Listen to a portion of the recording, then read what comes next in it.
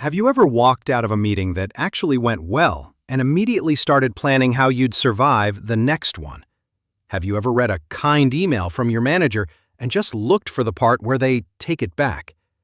Have you ever gotten exactly what you worked so hard for and, well, felt nothing? If any of this sounds familiar, you're not alone, and the name a lot of people use for it is, well, sort of misleading. The story most of us were given about imposter syndrome leaves out the part where the workplace itself trains you to feel like one. So let's look at, the 8 signs that you've quietly slipped into imposter mode. Number 1. You discount praise the moment it lands. Someone tells you the deck was really well done, and before they finish the sentence, you're already explaining the parts that weren't. You weren't fishing. You weren't being modest. Honestly, you just couldn't hold the compliment without handing it back. Researcher Pauline Clance, who first named the imposter phenomenon back in 1978, found that the people who do this aren't being humble. They're protecting themselves from the moment the praise gets revoked. So they take it back first. It's not modesty, it's preemptive disappointment. Number 2. You over-prepare for things you've already done well. You've given the presentation 4 times. You've answered this question in 5 interviews. And you still spend the night before running through every angle because, well, what if this is really the round where they finally see it? In the Imposter Cycle, Clance described in her 1985 book, over-preparation is how you keep the gap from closing. The work goes well, so you assume the prep saved you, not your actual ability. The relief is short. The cycle just resets by morning. Number 3. You keep a quiet mental list of what you almost got wrong. The project shipped. The client was happy. Your boss looked pleased. And somewhere in your head, there's a running list of the typo on slide 6, the one question you fumbled, the email you sent 2 minutes late. Nobody noticed. You did. Chances are, if you can name 3 things you nearly broke in the last quarter, and basically 0 things you actually built well, your evidence file is sort of leaning hard in one direction. Number 4, you credit luck timing or your team, never yourself. The promotion came through and you tell your friends the role just opened up at the right moment. The client renewed and you tell your team it was really their work that closed it. Both can be true. But of course, notice how the version of the story without you in it keeps coming out first. Research by Clance and Imes found this attribution pattern was actually the central marker of the imposter experience. The wins belong to circumstance. The misses belong to you. Number 5. You fear one mistake will finally expose you. Not slowly, not gradually. The big one. The email sent to the wrong list. The number that was off in the deck. The meeting where you just didn't have the answer. You're not afraid of being wrong. You're afraid of being seen as someone who was never quite right in the first place.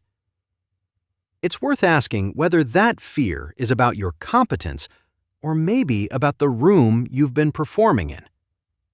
Healthy workplaces, of course, correct mistakes. They don't use them as proof of something bigger. Number 6. You're working harder than the people you think are smarter than you. You stay later, answer faster, read the thing twice before sending. The gap between you and them feels like talent. More often, it's just self-permission. They stopped over-preparing years ago. You haven't. The imposter cycle keeps you tethered to effort as proof. Take away the long hours, and you'd have to face the possibility that you were already, well, kind of enough. That's the part that really scares you. Number 7, you can't say the words, "good at this," about yourself out loud. You can think them. You can write them in a draft of a LinkedIn post you never actually publish. But the moment of saying them is different. The sentence almost makes it out, and then you watch yourself soften it into lucky or still learning or getting there. Most of us were never given the language for owning what we're actually good at without flinching. It wasn't taught or modeled. It feels arrogant, and so the sentence just stays in your throat. Naming a skill is not a brag. It's a record. Number 8. The bigger your title gets, the more like a fraud you feel. The promotion was supposed to fix it. The senior role was supposed to confirm it. Instead, the higher you climb, the larger the room you have to perform in, and the more people there are to potentially catch you. Bravada's 2020 systematic review across 14,161 participants found imposter feelings often actually intensify with seniority, not resolve with it. The job, of course, changes, but the cycle doesn't. It just gets a corner office now. Notice the through line. None of these signs are really about being incompetent. They're about staying in a loop where the work is real, the praise is real, the results are real, and somehow the only thing that won't update is your own opinion of yourself. It's not insecurity. It's a cycle that someone had to name before you could see it. If you watched any of these signs and felt your chest tighten, just take a breath with that. You're not lazy. You're not a fraud. You are not behind.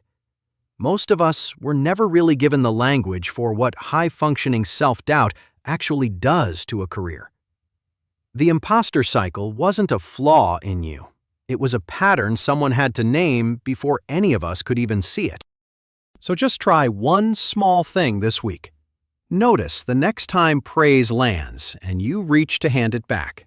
Don't reframe. Don't correct. Just let the sentence sit there for one beat longer than is comfortable. Tell the others in the comments which sign hit hardest, and the cycle becomes quieter, slower, and finally, yours to interrupt.